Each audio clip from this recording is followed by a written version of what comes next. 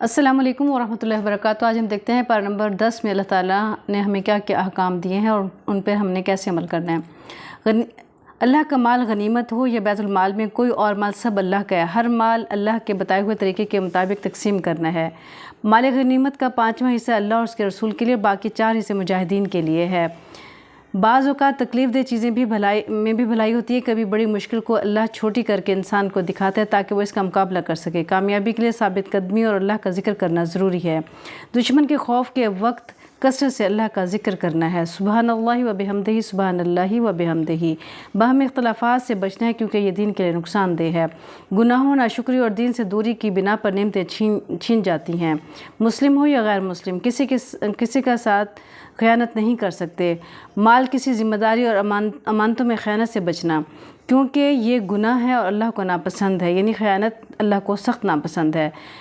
لڑائی کے لیے بھرپور تیاری رکھنا، دین میں اپنا مال خرچ کرنا اور اس کا پورا بدلہ لوٹایا جائے گا۔ اہل ایمان کے درمیان اللہ کا خاص فضل ہے کیونکہ مومن محبت کرتا ہے اور اس سے محبت کی جاتی ہے۔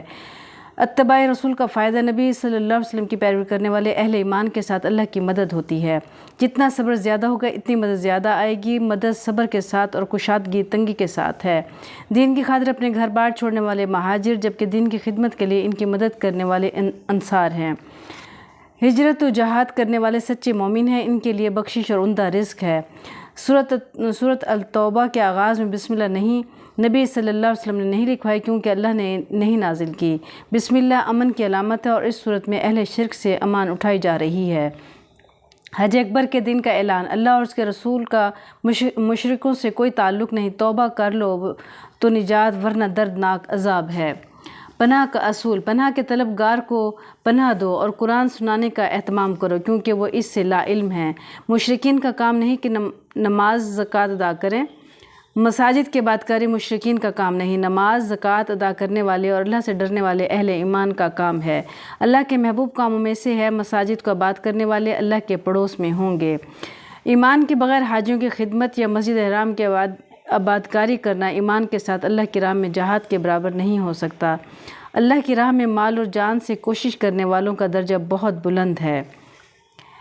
اللہ اور رسول صلی اللہ علیہ وسلم اور اس کی راہ میں جہاد کرنا سب سے زیادہ محبوب ہے۔ دیگر چیزیں ضرورت کے تحت ہوں، جی رہے ہوں، جینا مرنا سب میری زندگی کا مقصد تیرے دین کی سرفرازی۔ محبوب کیا ہے؟ یعنی یہ اللہ تعالیٰ کو محبوب ہیں یہ چیزیں۔ مشرکین نجس، عقیدے کی خرابی کی وجہ سے مسجد الحرام میں داخلہ بند کر دیا گیا۔ شرک سے پاک عقیدے اختیار کریں۔ اسلام ہی وہ دین ہے جسے اللہ تعالیٰ ادیان پر غالب دیکھنا چاہتا ہے۔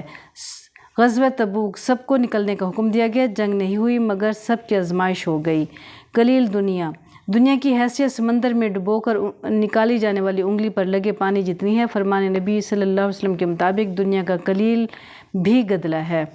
مقدر کا لکھا جو پہنچا وہ ہمارے لیے لکھا جا چکا تھا۔ تقدیر پر ایمان لانا لازمی ہے کہ ہر شخص کو اس کے مقدر کا ملتا ہے۔ درہم و دینار کے بندے اللہ کی راہ میں دینے سے کتراتے ہیں، کبھی خرچ کرنا پڑے تو مصیبت کے مارے دیتے ہیں، یعنی بہت مشکل سے دیتے ہیں اللہ کی راہ میں جو دولت سے پیار کرتے ہیں۔ مصارف و زکوٰۃ، فقراء، مساکین، زکوٰۃ کے ملازمین، تالیف قلب، یعنی کن کو ہم زکوٰۃ دے سکتے ہیں، کون سے ہیں؟ فقراء، مساکین، زکوٰۃ کے ملازمین، تالیف قلب کے لیے گردن آزاد کرنے میں، قرض دار، فی سبیل اللہ اور مسافر کو، یعنی ان تمام کو ہم زکوٰۃ دے سکتے ہیں۔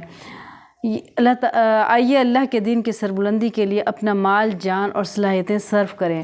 اللہ تعالیٰ سے التجا اور گزارش ہے کہ پارہ نمبر 10 میں جو بھی اس نے احکام ہمیں دیے ہیں، اللہ ان پہ عمل کرنے کی ہمیں توفیق عطا فرمائے، پکا سچا مسلمان بنائے اور علم کے ساتھ عمل کرنے کی توفیق اور سعادت نصیب فرمائے۔